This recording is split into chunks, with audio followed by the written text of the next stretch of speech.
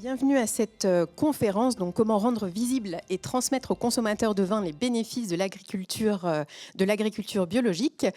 Et donc on sait aujourd'hui qu'effectivement l'agriculture biologique produit déjà des effets très concrets sur le terrain. L'enjeu aujourd'hui est de rendre ces bénéfices plus visibles, compréhensibles pour les consommateurs de vin. Comme vous le savez très bien, l'agriculture biologique repose sur un cahier des charges précis que vous connaissez, mais qu'on résume souvent aux pratiques et intrants autorisés et interdits. Mais il existe des enjeux fondamentaux pour une bio durable sur lesquels on ne communique pas forcément et qui ne font pas partie spécifiquement des points de contrôle du cahier des charges bio. Aujourd'hui, nous allons donc parler à la fois de ce que garantit l'AB et de ce qui se joue souvent au-delà, des pratiques, des choix, des engagements et des valeurs auxquelles de nombreuses vigneronnes et vignerons bio sont profondément attachés. Et pour explorer cette question, nos échanges vont s'articuler autour de trois grandes thématiques que sont donc les pratiques agroécologiques, l'eau et l'économie territoriale. Et pour en parler, donc, je suis très heureuse d'être entourée de Jan Matthias Klein, donc vigneron au domaine Staffelterhof en Allemagne, plus précisément en Moselle, Rémi Siskel, vigneron au château de Ré, dans les Pyrénées-Orientales et plus précisément à Canet en Roussillon, et Jeanne Fabre, vigneronne et responsable de l'œnotourisme au domaine Fabre et en particulier au château de Luc dans les Corbières.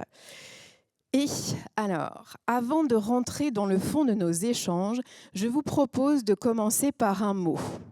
Donc, chère audience, gardez-les bien en tête. À la fin, on compte sur vous pour nous dire si ces mots résonnent aussi pour vous. Alors, donc, il n'y a aucune pression là pour nos intervenants, n'est-ce pas ? Et en un mot, donc, quel est le principal bénéfice de l'agriculture biologique que vous aimeriez que le public retienne aujourd'hui ? Yann, à vous la parole. Pour nous, c'est aussi un truc très visible pour les clients parce que nous sommes une région très touristique. Il y a plus qu'1 million de personnes qui arrivent dans la vallée de la Moselle pour faire des vacances.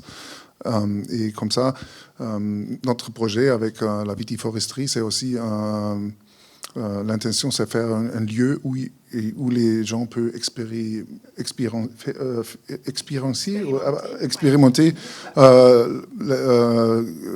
la différence entre un vignoble normal et des vignobles avec des arbres, des haies, même les chauves-souris, beaucoup des oiseaux, des baies, tout ça directement sur place. Donc on va dire alors une visibilité. Oui. Ok. Donc pour moi, ça sera plutôt, c'est la liberté en fait, c'est de travailler avec plus de plaisir, plus de facilité dans les vignes, avoir moins de contraintes au niveau surtout aux périodes de traitement ou quand on utilise des produits chimiques, on a plus de délai de rentrée, de travailler plus en liberté et travailler plus en harmonie avec la nature. Donc pour moi, c'est plutôt la liberté. Pour moi, c'est le sens de la nuance. Parce que quand un visiteur vient au domaine, on lui explique il n'y a pas de recette, il n'y a pas de prêt-à-penser. On va casser tout ça. Et le bio, c'est le vivant. On observe et on n'a jamais exactement ce qu'on avait prévu. Et c'est ça qui est bien. Merci beaucoup. Donc vous nous direz à la fin si vous avez ressenti justement tout ça. Yann, je vais donc commencer par vous. Peut-être juste avant quelques mots. On parle beaucoup, de plus en plus, et fort heureusement d'ailleurs, d'agroécologie aujourd'hui, parfois avec des définitions assez larges.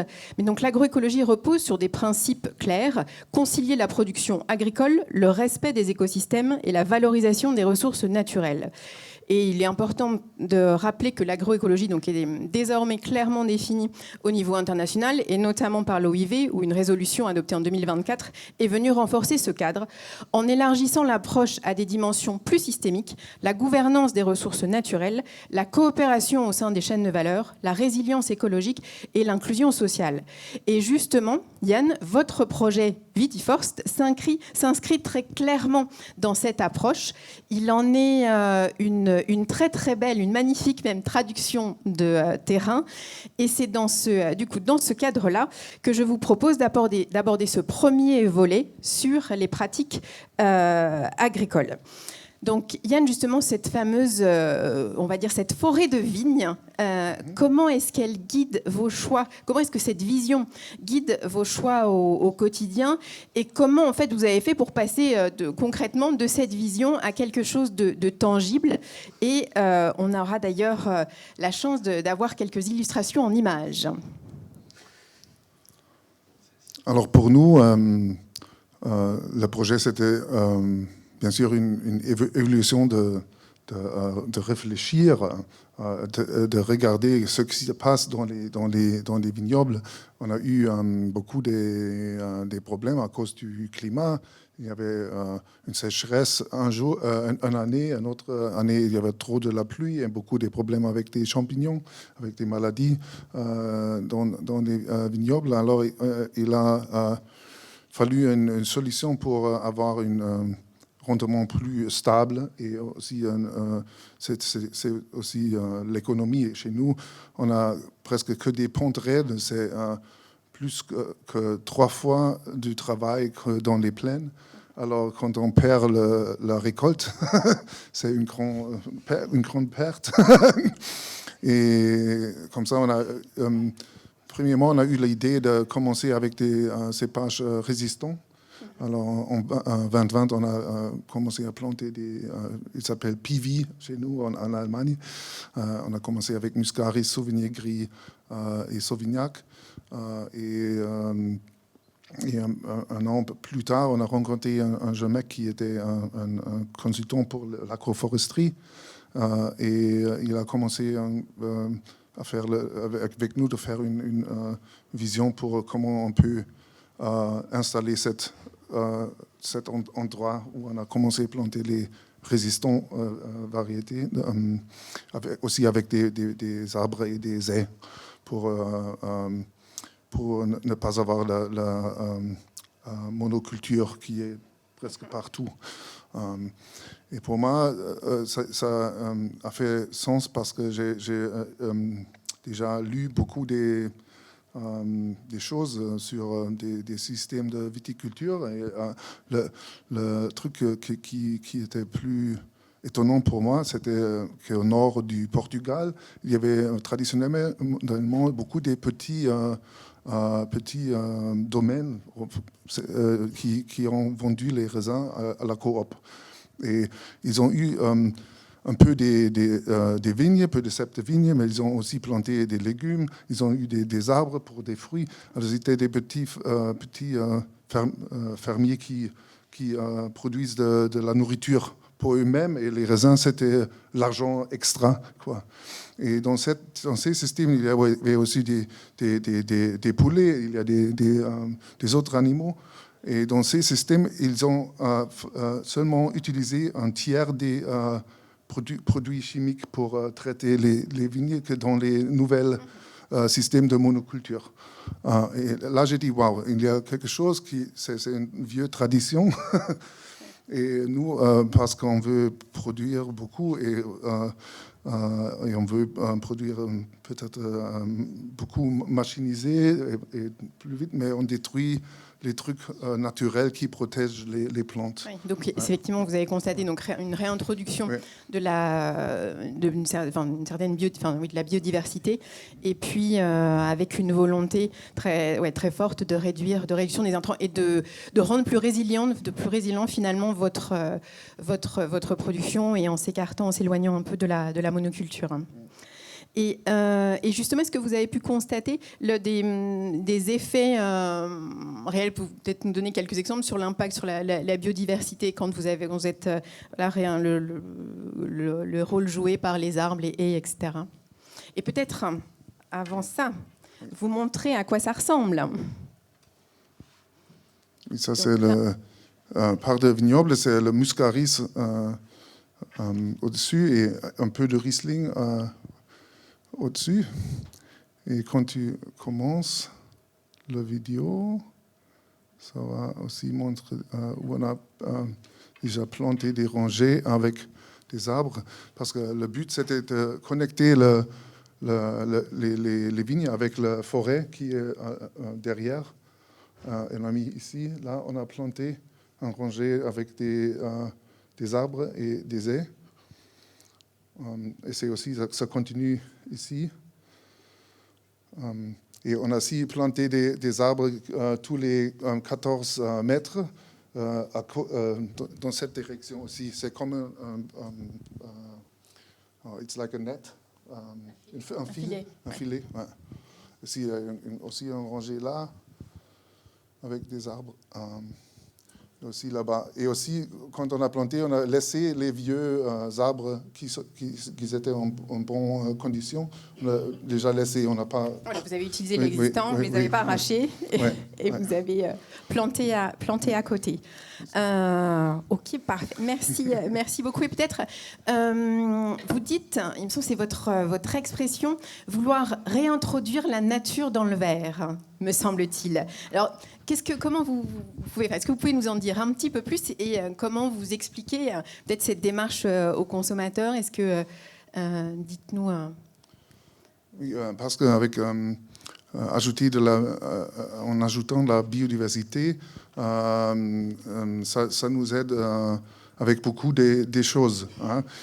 Les arbres, c'est bon pour l'eau ou pour l'ombre. Je pense que Régie va parler de ça plus tard. Mais aussi, pour nous, c'est important d'avoir des autres insectes et aussi des oiseaux. Et le plus important, je crois, c'est même les chauves-souris. Parce que les chauves-souris, ils mangent les mouches Suzuki qui détruisent les raisins rouges.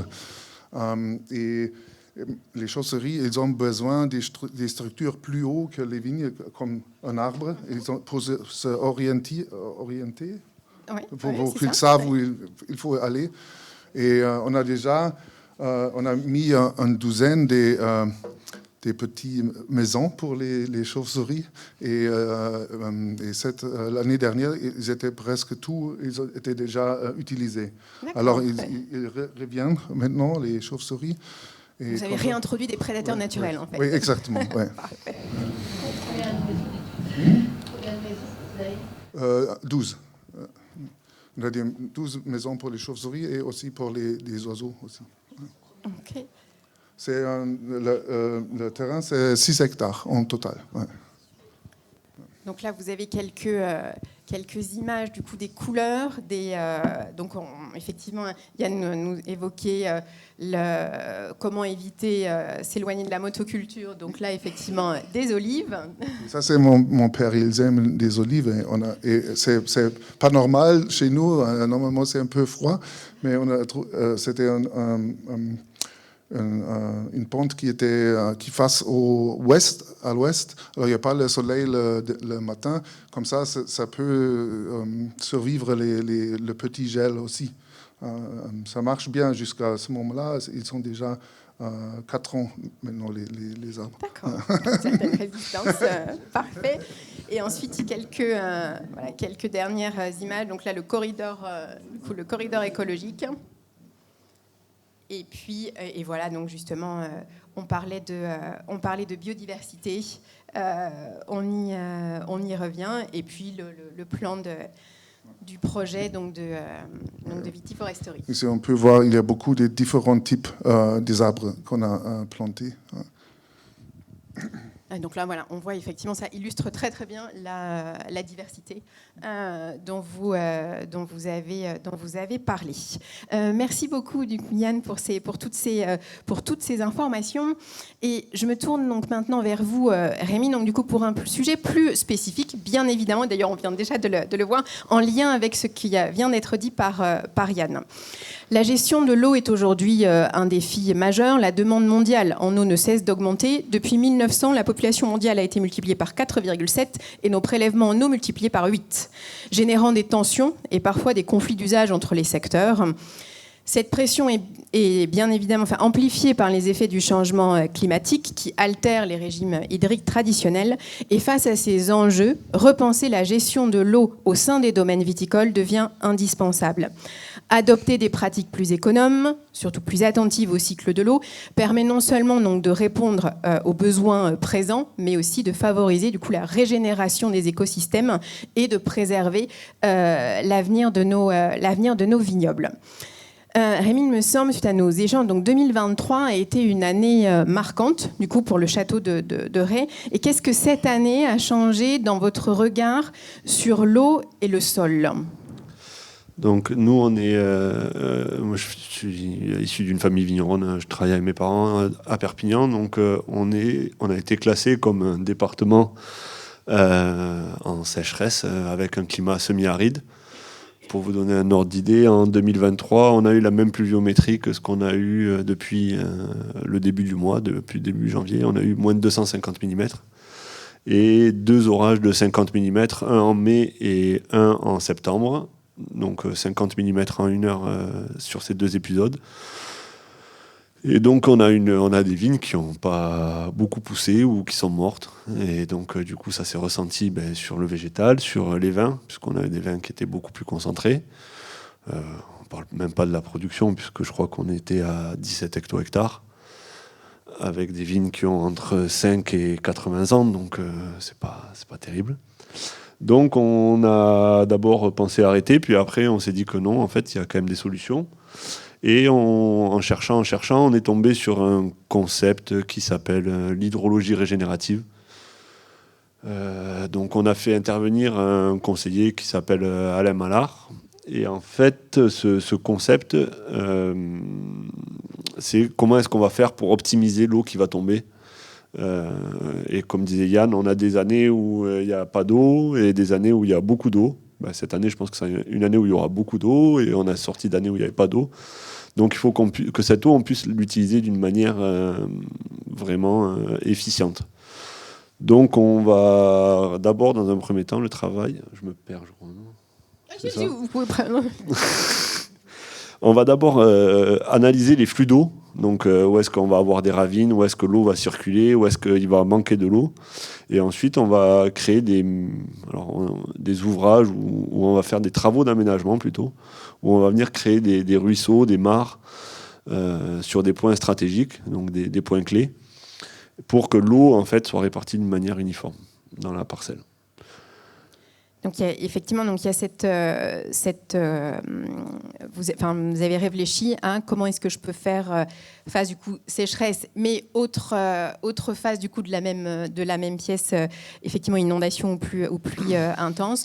Donc vous êtes allé au-delà, du coup, des réflexions au-delà, par exemple, de l'irrigation par rapport à la sécheresse, en allant justement vers cette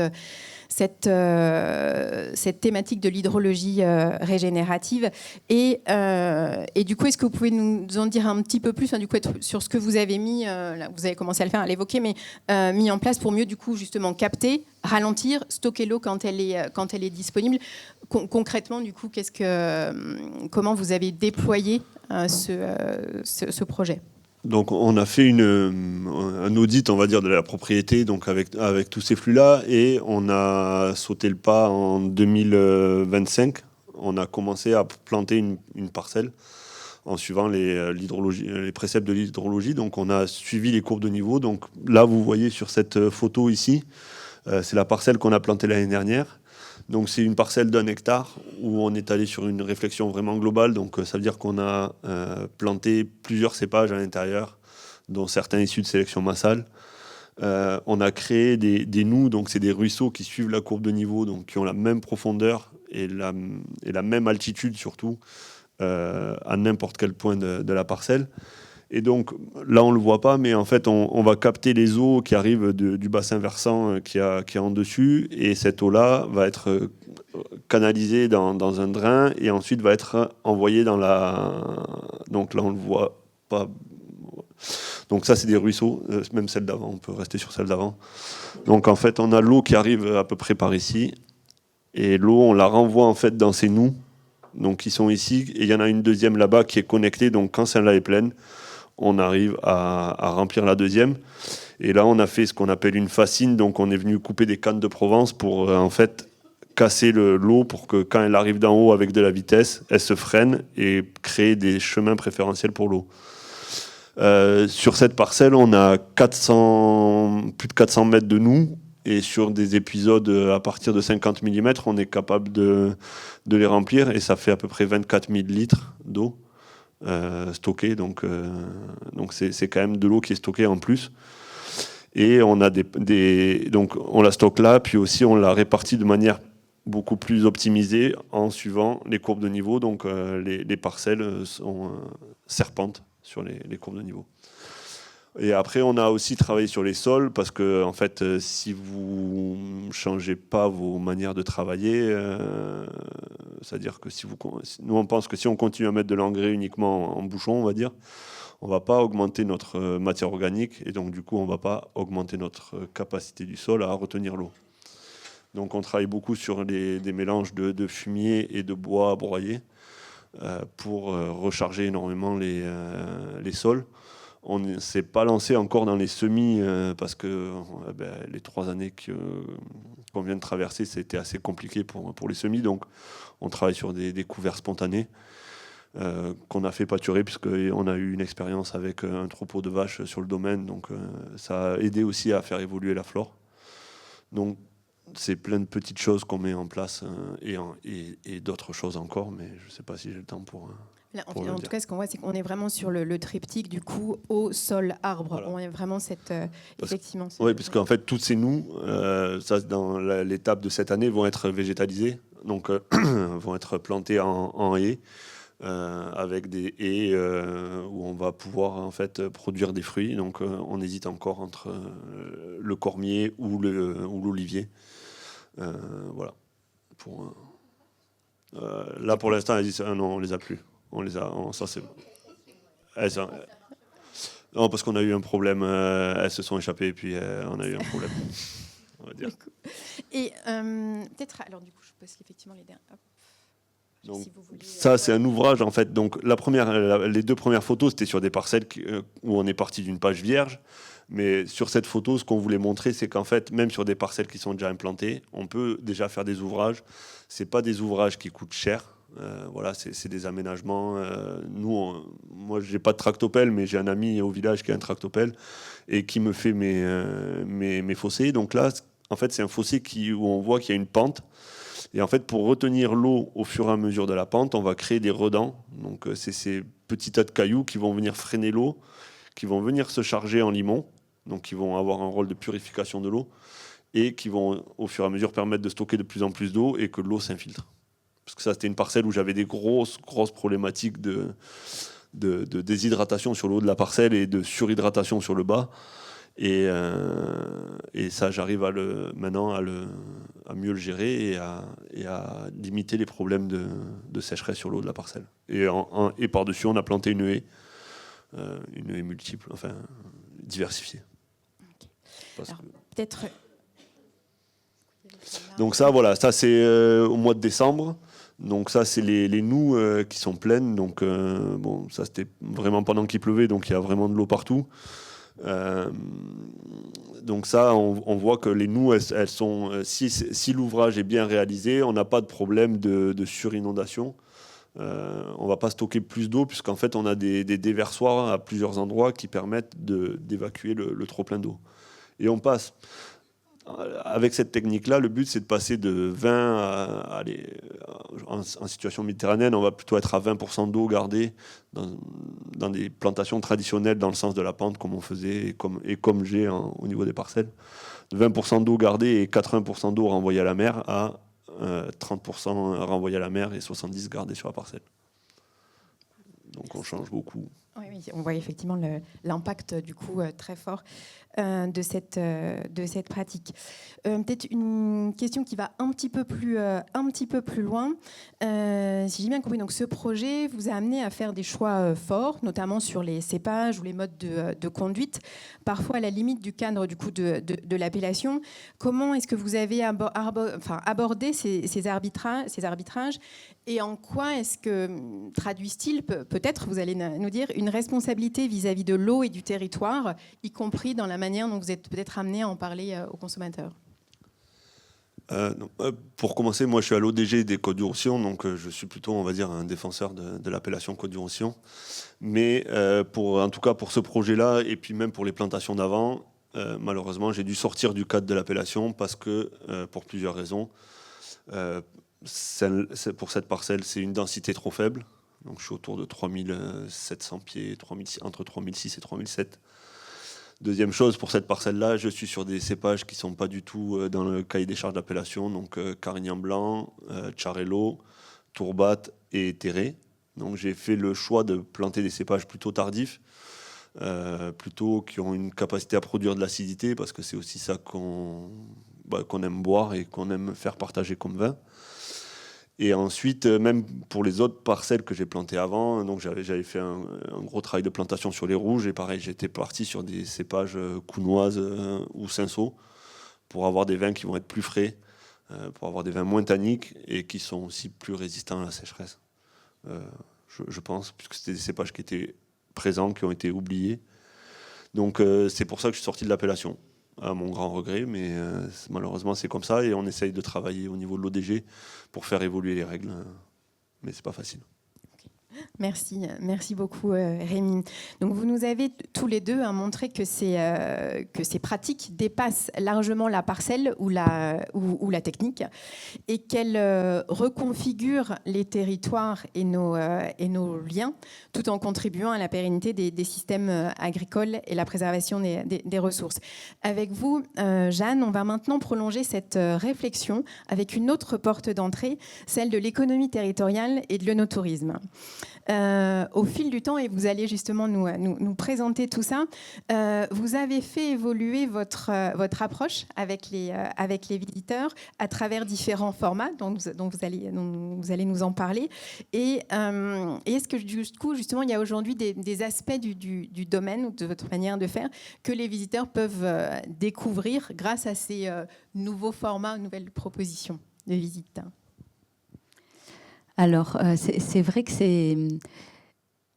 Au début, je me suis vraiment posé la question, du coup, le visiteur, est-ce qu'il a une expérience totalement différente qui va changer sa vie parce qu'il vient dans un domaine bio par rapport à un autre? C'est une vraie question qu'on peut se poser. Et en fait, on n'a pas du tout la prétention de changer complètement la vie des gens, mais quand même, l'idée, c'est de leur proposer à tous ces visiteurs une expérience originale qui remettent en question peut-être leurs idées préconçues, ce que je vous disais tout à l'heure, parce que le vivant, c'est complexe. C'est une infinité de variations infinitésimales. On en parlait avec les arbres, avec l'eau. En fait, on n'a pas une certitude. Le jour où on en a une, il faut faire autre chose, en fait.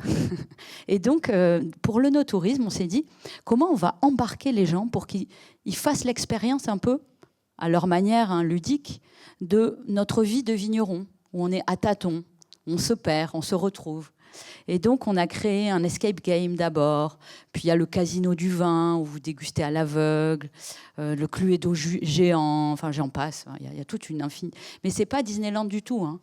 C'est que les gens, ils s'amusent, mais en fait, ce dont ils ne se rendent pas forcément compte tout de suite, c'est qu'en filigrane, il y a des valeurs qui sont distillées, martelés, et qui repartent avec quelque chose, j'espère, assez clair en tête, qui est que la nature, c'est cette histoire d'humilité face au rythme des saisons, par exemple. On ne produit pas, en appuyant sur un bouton, quelque chose de formaté. C'est ce dialogue avec la nature, le respect des équilibres, on en parlait, de la biodiversité. Voilà. Donc c'est peut-être un petit peu tout ça qui nous bouge au domaine, au château de Luc. D'accord. Et du coup, et alors justement, après après la visite ou après du coup à la suite de ce type d'expérience, vous pensez qu'est-ce qui change concrètement dans la manière dont les visiteurs se comportent comme consommateurs de vin? Est-ce que vous avez quelques exemples à nous donner, des retours d'expérience? Alors c'est pas que les consommateurs, les visiteurs, je dirais, ça marche aussi en interne. On a une belle équipe, on est un vignoble ancien depuis des 17 générations, je crois. Donc on est une 60aine de salariés. Et c'est vrai que je crois qu'il y a une fierté d'appartenance qui fait que c'est assez communicatif, cet engagement pour le bio. Petite anecdote, la dernière fois, je me suis fait pincer, je faisais les courses et il y a mon maître de chez... Madame Fabre, c'est pas très bio tout ça. Et c'est chouette parce que de se dire que quand mon père s'est engagé dans le bio dans les années 90, c'était très compliqué en interne. Les salariés ne voyaient pas du tout où on allait, il fallait changer des certitudes et ils ne voyaient pas trop l'intérêt. Et aujourd'hui, c'est eux qui portent ces valeurs-là, donc ça c'est merveilleux. Et puis, en fait, on sème des graines, donc ces expériences qu'on propose aux visiteurs, c'est peut-être pas immédiat, mais on les invite à réfléchir, à se poser la question en fonction de ce qu'ils consomment, ce qu'ils choisissent de déguster, d'acheter, quel est l'impact aussi éthique, écologique, environnemental. Et donc j'espère que ça leur permet de voir qu'on peut être à la fois convivial, hein, on n'est pas donneur de leçons, ça c'est important, mais aussi de se poser les bonnes questions. On vient un petit peu, le lien, on peut faire un peu le lien avec cette notion de consommateur finalement. Il y a effectivement une responsabilité aussi dans son acte d'achat. Et il y a aussi un sujet que je trouve vraiment intéressant, c'est que vous avez à cœur et que vous portez, c'est le rôle du collectif. Vos activités font intervenir d'autres acteurs que le domaine lui-même. Et est-ce que justement vous pouvez nous partager un peu ces expériences, ce collectif? Alors tout comme mon voisin, ça fait plaisir parce qu'il y a des gens parfois qui disent les ODG, les AOC, c'est plus que des anciens. Vous voyez qu'on n'est pas si vieux que ça. Hein. Et donc je suis très investie, vice-présidente du Cru Boutonnac, investie en Corbière, en Languedoc, Minervois, tous les étages de la fusée. Et c'est vrai que c'est important de faire bouger les lignes de l'intérieur. Et on y travaille, c'est pas facile, mais on est là. Dans le collectif, au-delà de ces collectifs qui concernent vraiment la profession, c'est tellement essentiel de ne pas travailler en silo, surtout quand on est dans le bio, qu'on parle du vivant. Donc on travaille avec beaucoup de différents réseaux. On faisait partie d'une des premières éditions de la Convention des entreprises pour le climat, par exemple, qui permet de réfléchir vraiment de manière dense sur notre métier, de revisiter de manière un peu radicale même. Il y a par exemple le label BioED. C'est intéressant aussi parce que ce n'est pas uniquement donc, les pratiques à la vigne, à la cave, mais c'est les 3 piliers de la RSE. Donc il y a tout l'aspect éthique, sociétal. Il y a aussi vignerons engagés, enfin, et j'en passe, le Biocivam. Là, par exemple, samedi dernier, j'ai organisé une journée de l'agro-pastoralisme au domaine. Donc, on n'était qu'avec des bergers et des vignerons qui font pâturer, de voir comment ça peut marcher bien ensemble, parce que c'est pas toujours facile, c'est un métier. Hein. Avec les moutons, c'est comme avec les vaches. Si on est vigneron, on ne sait pas trop faire parfois. Et donc pour vous dire que en fait, le bio, il se construit collectivement et c'est important en effet de le dire et de créer ces lieux de rendez-vous. Voilà. Et alors, vous m'avez parlé, vous avez évoqué tout à l'heure cet horizon 2050 avec dégustation 2050. Qu'est-ce que vous pouvez nous en dire quelques mots? Alors, on essaie d'être créatif pour répondre aux besoins. Et j'ai été, ça c'était vraiment une demande de AXA Climate. Donc c'est une branche de la compagnie d'assurance connue qui se dédie vraiment à l'analyse de l'impact du changement climatique parce que aussi ça les touche de plein fouet. Et donc l'idée c'était de proposer un voyage en 2050 Alors, j'ai pas de boule de cristal, hein. Je vous disais l'humilité d'abord, mais c'est une dégustation qui est exprès un peu rentre dedans, dire bah, vous voyez ce vin-là, avec cette fraîcheur, cette acidité, bah, en 2050, il n'existe plus. Et du coup, on a planté des nouveaux cépages. Bah, vous voyez, c'est les mêmes démarches, hein. Et donc là, je vous fais goûter un autre cépage que mes cépages habituels. Ça, c'est une piste. Où on a essayé de jouer sur l'élevage, sur l'assemblage, sur toutes les manettes, la magnifique variété de nos leviers comme vignerons, pour continuer à avoir des vins agréables à boire, frais, qui correspondent au goût du marché. Et c'est vrai que leur faire prendre conscience en dégustant, là aussi, hein, c'est pas un cours, de tout ça, bah, les gens ils repartent changés en fait. Ils disent ah ok. Oui, donc il y a effectivement cette importance du coup de pas justement le terme c'est pas de jouer mais de faire ressentir pour qu'on puisse mieux comprendre et avoir justement cette recherche d'émotions. Et du coup, alors, vous, à vous trois, est-ce que pour essayer justement de communiquer un peu différemment, de réussir à embarquer encore plus ce consommateur, est-ce que si vous deviez nous partager chacun un levier pour rendre justement les bénéfices de l'agriculture biologique plus robustes et plus concrets aujourd'hui, quelque chose que vous avez justement constaté, alors ça marche vraiment, et puis est-ce qu'il reste un frein majeur à lever, et si oui, lequel serait-il ? Donc là, frein, levier, celui qui est celle le plus inspiré commence.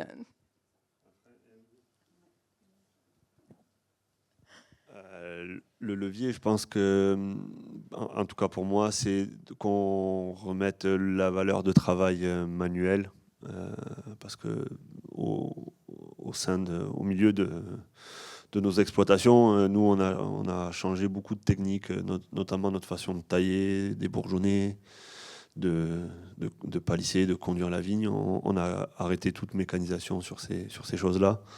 Et on voit que ça se porte mieux. Donc ça, c'est un vrai levier. Et c'est pas quelque chose d'attrait à l'agriculture biologique, mais c'est quand même quelque chose qui marche. Et c'est quelque chose sur lequel on investit beaucoup.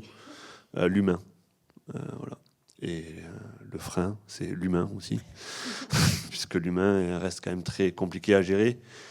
Mais si on l'intéresse, comme Jeanne disait, s'il se sent investi dans l'exploitation, alors nous, on est une beaucoup plus petite équipe. On n'est pas 60, on est 7, mais on est un beaucoup plus petit domaine. On n'a que 22 hectares, donc, mais l'équipe est vraiment bien soudée derrière tous les projets qu'on mène. Et après, c'est le climat qui décidera de ce qu'on deviendra, quoi.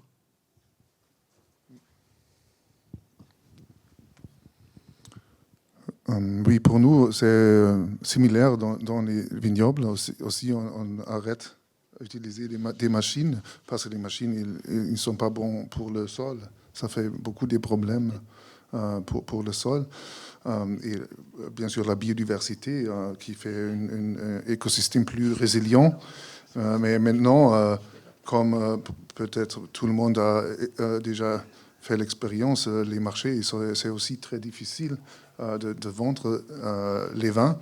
Alors, on va aussi installer maintenant une commune autour de ce projet avec beaucoup de gens qui sont intéressés d'aider avec travail ou aider avec de l'argent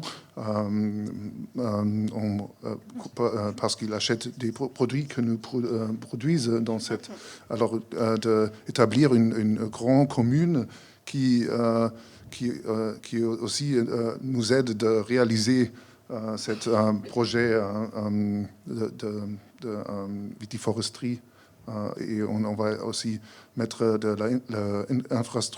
infrastructure pour que les gens ils peuvent y aller. Il y a des tables, des trucs pour faire la fête ou des séminaires, un espace pour les enfants où ils peuvent jouer, tout ça, pour établir une grande commune qui sont tous positifs sur ce projet et qui nous aident à aussi travailler et gagner assez d'argent pour survivre. Oui, il faut qu'effectivement ce soit effectivement économiquement viable. Mais là, on retrouve donc on retrouve l'importance du collectif, cette notion de communauté, de faire ensemble, de vivre ensemble. Et aussi plus résilient quand il y a une communauté.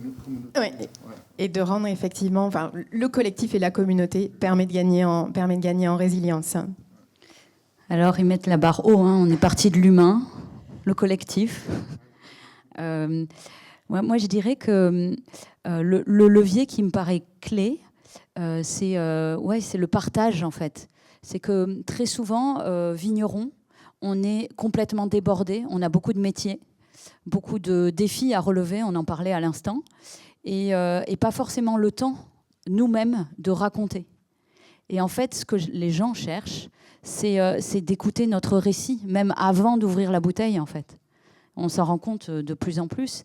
Et donc, le frein, c'est le temps, du coup, et la disponibilité qu'on peut donner à tous ces gens qui sont demandeurs, qui ont envie d'apprendre, de comprendre nos démarches et l'investissement de l'humain, du collectif. Donc, je suis très confiante, notamment chez les jeunes générations. Il y a une soif de consommer des récits et des vins qui ont du sens. Bon, bien sûr qu'ils sont bons et bio, mais qui ont du sens. Et donc, merci de nous donner la parole sur ces sujets-là, mais il faudrait qu'on le fasse vraiment beaucoup plus, partout. Oui. Donc, alors du coup, moi, ce que je vous propose, c'est qu'on soit des passeurs d'histoire, finalement, avec... et ce qui, du coup, merci pour ça. Donc, ce qui se dessine, du coup, clairement, c'est c'est une continuité des pratiques agricoles jusqu'au lien avec les consommateurs, le territoire, les collaborateurs également. Donc, on voit que du coup, l'agriculture biologique génère vraiment des bénéfices réels à toutes les échelles au niveau du territoire. Et alors, du coup, maintenant, comme promis, je me tourne vers vous pour une première question. Et bien sûr, ensuite, on prendra vos questions. Mais alors, en un mot, pour vous, donc, quel est le principal bénéfice de l'agriculture biologique que vous retenez de ces échanges ? Là, donc, on a là tous les quatre une certaine... on ressent une certaine tension.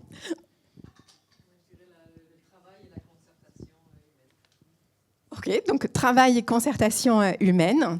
Merci. Vous avez le droit de réagir, de vous dire est-ce que ça vous...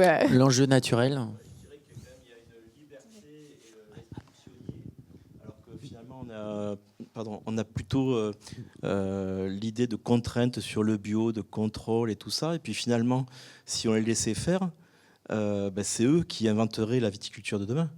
Mm-hmm. Donc voilà, peut-être qu'il y a une contradiction entre respecter les appellations, mais finalement, ils ont parlé que de terroir. Oui, voilà, ouais, peut-être effectivement sortir du discours un peu technique. Et donc, peut-être qu'il faut faire évoluer les cépages, les techniques. Peut-être c'est eux qui sont en avance sur pas mal de choses, et en sortant des appellations. C'est ça qui est paradoxal. Les choses bougent, les choses bougent. Oui, je suis d'accord complètement. Ça marche, ouais. Je suis entièrement d'accord. Après, pour moi, le contrôle bio en tant que contrôle, c'est rien. Enfin, si on travaille de manière sérieuse. Mais par contre, il faut qu'on soit entendu par... le problème, c'est d'être entendu. Tout à l'heure, tu parlais de faire véhiculer des messages aux consommateurs. Et pour moi, le plus compliqué, c'est de faire véhiculer le message au niveau des gens qui prennent des décisions pour nous. Donc les ODG... les chambres d'agriculture, les institutions publiques, quelles qu'elles soient. Moi, ça a été ma plus grande contrainte, j'en ai pas parlé, mais essayer de trouver des financements pour monter ce genre de projet, c'est impossible. Enfin, en tout cas, j'ai pas trouvé les bonnes portes. Donc ça, c'est ce qui pèse le plus sur notre métier. Et les terroirs, on est nos meilleurs ambassadeurs et nos vins, en fait, nos vins sont nos meilleurs ambassadeurs pour les terroirs. Est-ce qu'il y a d'autres... Oui, pour moi, ce que je retiens, c'est surtout l'enjeu naturel, en fait. On a mis beaucoup de côté la nature et on se rend compte que sans elle, on ne peut rien faire. Et mis à part, l'humain et le collectif, c'est beau, mais si c'est comme ce que disait monsieur, le terroir, c'est la clé, en fait. Et le fait que vous ne pouviez pas changer par rapport au cahier des charges des appellations, c'est sûr que vous êtes verrouillé, en fait. On vous empêche d'avancer et de changer la viticulture de demain. Dans le terroir, il y a le côté humain. Oui, bien sûr. Et il y a aussi l'environnement. Bien sûr que quand on prend le sens français du terroir, il y a tous ces points-là qui rentrent en jeu. Et donc, si on est des vrais ambassadeurs, on prend tous les points en compte, quoi. Oui, après, le terroir, il n'y a pas de définition à proprement dit, puisque même pour les autres pays, c'est compliqué, la notion de terroir français. Effectivement. Mais c'est vrai qu'il faut vraiment avancer sur ce point-là et on le voit de plus en plus. Il y a beaucoup de domaines qui sortent des appellations à cause des cahiers des charges qui sont trop restrictifs et qui s'adaptent pas, en fait. Et sur plein d'appellations, j'ai des exemples que je vais pas citer, mais il y a plein d'appellations où il y aurait des choses à faire. Peut-être un petit exemple en Allemagne, c'est beaucoup moins des restrictions. Tous les terroirs en Moselle, c'est possible de planter beaucoup de différentes cépages. Chez nous, c'est même aussi avec les cépages résistants, on peut les vendre comme AOC. Alors, chez nous, c'est un peu plus facile à faire.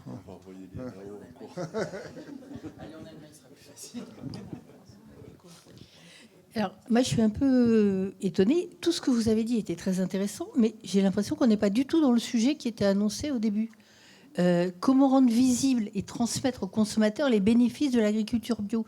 Vous nous racontez ce que vous avez fait. Alors, Jeanne était plus dans l'explication et dans la transmission. Et moi, je pensais que le sujet, c'était ça. C'est pas ce que vous faites. Parce qu'à la limite, c'est comment le transmettre aux consommateurs. Et quand vous dites... j'ai des difficultés à obtenir des trucs. Évidemment, tout le monde, on est en train de refaire là les problèmes du bio et du en long, en large, en travers. C'est pas ça le sujet. Le sujet, c'est comment transmettre ce que vous faites. Comment vous faites pour diffuser. Alors, Jeanne, tu as déjà répondu, mais c'est pour ça, c'est pour rebondir, parce que c'est exactement ce qu'on vient de faire en fait. Mais Oui, peut-être mais que vous l'avez pas vu parce que vous attendiez une analyse de notre discours. L'idée, c'est de vous montrer le discours. C'est-à-dire que très concrètement, un vigneron, la meilleure manière qu'il a de rendre visibles les bénéfices de l'agriculture bio, c'est de raconter ce qu'il fait. Oui, mais pas qu'à nous. Enfin, mais à tout le monde, c'est ce que je disais. Comment le faire? Mais et donc, c'est en accueillant des gens sur le domaine. Voilà, c'est plus développé. Comment vous transmettez, je ne sais pas, en parlant de vos vins, sur place, pas sur place, dans les salons, comment vous faites pour raconter, finalement? Alors, l'histoire, elle est... je suis d'accord avec vous. Et comment on fait pour raconter ce qu'on fait, c'est qu'on est derrière nos vins. Si on est ici à Millésime Bio, c'est pour parler de ce qu'on fait. Pour ma part, on a une grosse activité aussi de nos tourismes, puisque moi je suis dans une région qui est très touristique, donc j'accueille. J'ai pas de commercial qui dilue mon discours mon discours auprès du consommateur final. On a tout internalisé, donc le discours, en fait, comme disait Jeanne, on explique ce qu'on fait aux clients qu'on a en face, mais il n'y a pas de manière, on met pas des canaux spécifiques ou des choses comme ça pour mettre en avant nos actions. On parle tout simplement de notre métier. Comment l'expliquer? Enfin, vous les emmenez dans les vignes pour raconter ce bien que sûr, vous nous avez on leur montre, on les amène dans les vignes, on leur explique, on fait des visites, on accueille le client et on répond à toutes les questions et on parle de notre métier à chaque fois qu'on nous en donne l'occasion, quoi. Donc ça, c'est voilà. Et effectivement, et vous faites la même chose, Yann, puisque quand vous me parliez effectivement de la communauté, enfin que vous essayez de développer à côté, c'est bien effectivement pour montrer de manière très concrète ces bénéfices-là. C'est une communauté locale, j'ai pas bien compris. C'est une communauté de locale, de collectivité, de visiteurs, comment. Non, c'est une mixture. Il y a des locaux. Ce sont surtout des gens qui aident avec le travail quand il y a des arbres qu'il faut planter, des trucs comme ça. Des bénévoles, oui. Et on fait de la bouffe et du vin. Et ouais, ça. Plusieurs fois par an ou comment? Oui, on va le faire plus souvent maintenant. On va faire des autres événements pour eux pour venir. Mais il y a aussi des autres qui sont des, je ne sais pas les mots en France, ils payent de l'argent pour recevoir du vin, pour être capable de venir pour des séminaires ou pour des événements. On a aussi on fait beaucoup des événements de culture avec musique, cabaret, théâtre, des trucs comme ça aussi au domaine. Alors, il y a une grande portfolio de différentes activités qu'ils peuvent faire. Et ça, c'est qu'on va grandir maintenant. On a seulement commencé avec bâtir cette communauté extérieure. Je ne sais pas si j'ai juste une question dans la foulée, c'est à tous les trois, c'est qu'est-ce que je suppose que l'une des questions qu'on vous pose le plus quand les gens viennent vous voir au domaine, c'est est-ce qu'un vin bio est meilleur et qu'est-ce qu'il y a en plus hormis ce cahier des charges? Qu'est-ce que vous répondez tous les trois?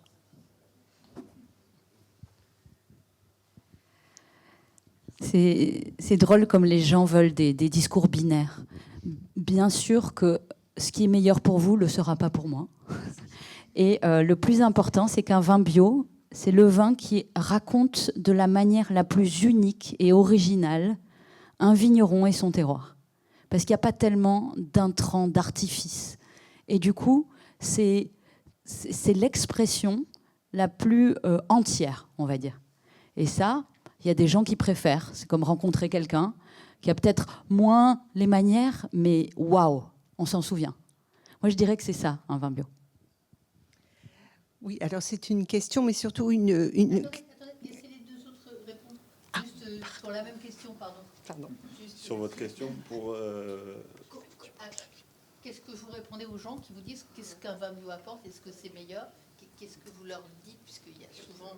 Moi, j'entends souvent ces questions-là dans les... c'est un peu ce que vient de dire Jeanne, on offre ce que notre terroir on propose que notre terroir nous offre. On a un vin qui est vraiment plus identitaire, je pense. Et qu'est-ce qu'il offre de plus? C'est qu'il offre aussi une qualité sanitaire meilleure. Mais le bio, c'est en fait, en tout cas pour ma part, c'est quelque chose plutôt de remise en question permanente. Donc on propose des vins qui sont différents, qui évoluent avec nous. Et c'est ça qu'offre le bio. Ça a été dit tout à l'heure par mes deux voisins. C'est que le bio, on est toujours en perpétuelle réflexion et remise en question. Donc voilà. Mais après, pour ma part, je communique pas forcément sur le fait d'être en bio. Je fais déguster mes vins et puis voilà. Et quand les gens le demandent, oui, on est en bio, mais mettre le fait que nos vins soient bio en avant, je trouve que c'est un argument commercial pas terrible. J'allais dire qu'ils ne savent pas ce que c'est qu'un vin bio. Ouais, mais ça, on va pas faire. Oui, mais ça, après, on a, comme disait Jeanne, on a tellement de métiers qu'on n'est pas non plus professeur, quoi. Oui, pour moi, c'est aussi, je pense que c'est plus important pour moi que je travaille bio que pour le client, c'est peut-être important. Parce que pour moi, c'est important de travailler avec la nature, pas contre la nature. Et beaucoup de la viticulture industrielle, c'est exactement ça. C'est seulement pour bénéficier de faire le plus d'argent possible. Et chez nous, c'est important de travailler et le moins manipulatif contre la nature. Et moi, j'espère que c'est les clients qui viennent chez nous qu'ils ont l'impression que c'est notre vrai but, pourquoi nous faisons la viticulture. Et quand ils sont dans un état similaire, ou même ils se sont déjà intéressés, on peut les faire des clients pour longtemps parce qu'ils aiment ce que nous faisons, parce que nous sommes vraiment passionnés de ce que nous faisons. Ouais. Oui, il y a vraiment du coup un lien, une relation de confiance et plus longue dans le temps qui se crée. Je crois qu'il y avait deux autres questions. Oui, j'aurais aimé aborder un point, mais je pense qu'ils font preuve de beaucoup d'humilité, donc peut-être qu'ils ne veulent pas l'aborder, mais en quoi le bio transmet et travaille pour un bien commun. Et je pense que pour le consommateur aussi, c'est quelque chose d'important et de fort, que non seulement ils travaillent pour eux-mêmes, pour leur vin et pour faire déguster autre chose, mais ils travaillent pour un bien commun dans le sens de la gestion de l'eau, en ne produisant pas avec des pesticides. Eh bien, c'est l'ensemble de leur déversement dans les rivières qui bénéficient de leur action. Et c'est quand même quelque chose qu'il faut qu'au niveau des consommateurs, on puisse le mettre en avant. Cette notion de bien commun auprès des consommateurs, est-ce que vous la ressentez dans votre travail? Est-ce que vous avez envie aussi de la développer pour le consommateur? Forcément, oui. Enfin, en tout cas pour ma part, puisque c'est moi qui venais pour parler de l'eau. Oui, on est là pour nos consommateurs, pour nos enfants. On est là pour le bien commun, en fait. Maintenant que je travaille avec cette manière-là, c'est beaucoup plus compliqué pour moi de voir des vignes qui ne sont pas conduites avec cette réflexion-là, en tout cas sur des nouvelles parcelles, puisque en fait, on participe au rechargement des nappes phréatiques. Et donc ça, en effet, c'est travailler pour le bien commun. Et ça fait partie de notre réflexion. Oui, bien sûr. Et c'est vrai que c'est toujours délicat de parler de la santé quand on vend un produit qui a de l'alcool. Enfin, qu'on se le dise, c'est normal. En revanche, proposer un produit qui permet des moments de convivialité, tout à fait nécessaires à l'humanité, sans proposer par la même occasion de polluer et la nature et le consommateur, avec des résidus, et le producteur. Parce que souvent, on l'oublie. Mais en fait, c'est lui qui respire en premier ce qu'il pulvérise. Et on ne compte pas les cancers liés, et statistiquement, c'est maintenant vraiment prouvé, liés à l'activité viticole en conventionnel. Donc, c'est vrai que c'est des sujets de société, peut-être dont on ne parle pas assez, parce que quand un client vient nous voir, c'est pour passer un bon moment. On ne va pas parler de ça. Mais en effet, c'est essentiel de mettre en lumière toutes les aménités positives, indirectes de la bio. C'est-à-dire que quand je produis du vin chez moi, l'objectif premier n'est pas de faire des économies à l'intercommunalité qui ne va pas devoir traiter les eaux. Bon. Mais il se trouve qu'ils font beaucoup d'économies si on est nombreux à être bio. Et il y a beaucoup de choses comme ça, de services rendus par l'agriculture biologique. Bon, déjà par l'agriculture tout court, dans l'entretien du paysage, mais par l'agriculture biologique qui veille de près au territoire et à ses logiques, à la biodiversité, tout ce dont on vient de parler. Merci pour la question. C'est vrai qu'il faudrait peut-être qu'on prenne la parole de manière plus forte. Non, ce n'était pas une question en fait, parce que moi aussi je suis dans le vin. Et ce que je voulais dire, c'est que le bio, à mon avis, c'est avant tout un état d'esprit en fait. C'est-à-dire qu'on choisit à un moment donné d'optimiser les ressources, de collaborer avec la nature, de mettre en avant l'humain par rapport, et ça on en a vraiment besoin, et ça il faut le transmettre aux gens plutôt que de leur dire, quand il y a des gens qui viennent au domaine, en fait ils voient exactement ce qu'on fait et comment on travaille et comment on renoue avec certaines valeurs qui tendent à disparaître, et que de toute façon l'enjeu pour demain c'est quand même l'eau. Enfin nous on est dans le sud aussi, Côte de Tongue. Donc le problème, il va se poser à tout le monde à un moment donné. Et c'est vrai que trouver des solutions comme planter des haies avec des racines qui sont plus ou moins profondes, qui retiennent de l'eau à certains niveaux, arrêter les nuisibles avec la présence de chauves-souris, enfin tout ce qu'on a évoqué, tout ça, quoi. Et ça, c'est aussi travailler pour le bien commun, parce que de toute façon, oui, on pollue moins. On a tendance à revenir à des choses comme la permaculture, où on mélange les cultures, où elles se nourrissent les unes les autres. Et tout ça, ça a du sens, en fait. C'est vraiment montrer que les choses ont du sens au lieu de tout détruire et tout ravager, quoi. Donc l'essentiel, il est là, en fait. Hein. Et ça reste bon, parce qu'il y a beaucoup de gens qui se disent « Ah, c'est moins bon les vins bio ». Ben non, c'est pas moins bon, en fait. C'est tout aussi bon. Et ça, il faut vraiment le faire déguster.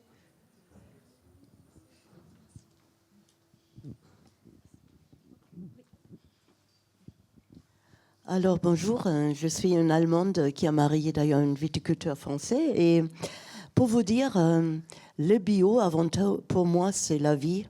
Et c'est la vie et la convivialité aussi, je trouve très bien. Alors, qu'est-ce qu'il faut faire pour donner un peu un esprit plus positif aussi au bio ? Alors, je sais, en Allemagne, il y a beaucoup de bio, les Verts avaient beaucoup d'influence et tout.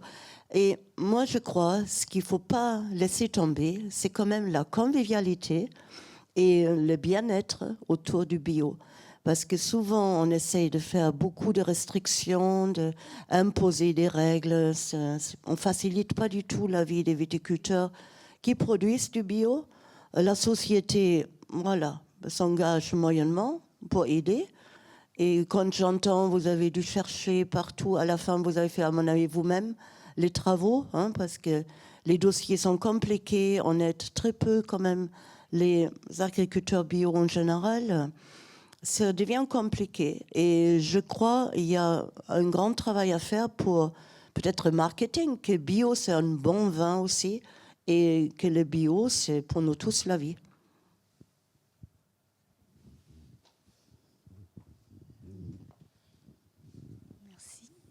Est-ce qu'il y a d'autres questions ? Oui. Moi, je suis juste un consommateur, mais pour votre information, quand même, la plupart des grands crus sont menés en bio, voire en biodynamie. J'ai eu la chance de visiter la Romanée-Conti, et le maître de chai, la première chose qu'il m'a dite, il m'a dit, vous savez, c'est pas moi qui fais des miracles, c'est parce que les viticulteurs me donnent un bon raisin. Et pour avoir un bon raisin, eh ben, il faut bien l'élever, il faut bien s'occuper des vignes. Et pour votre information, la Romanée-Conti est en bio, voire en biodynamie, et la plupart des grands crus le sont. Ils ne communiquent pas, parce que bien entendu, vu le prix qu'ils vendent la bouteille, j'ai dans l'idée que l'année où ils vont être un peu attaqués, ils vont traiter quand même. Mais donc, je crois que c'est ça qui doit ressortir, c'est que le bio, c'est d'abord garder de l'espoir pour les générations à venir, et c'est respecter justement la nature et respecter le raisin.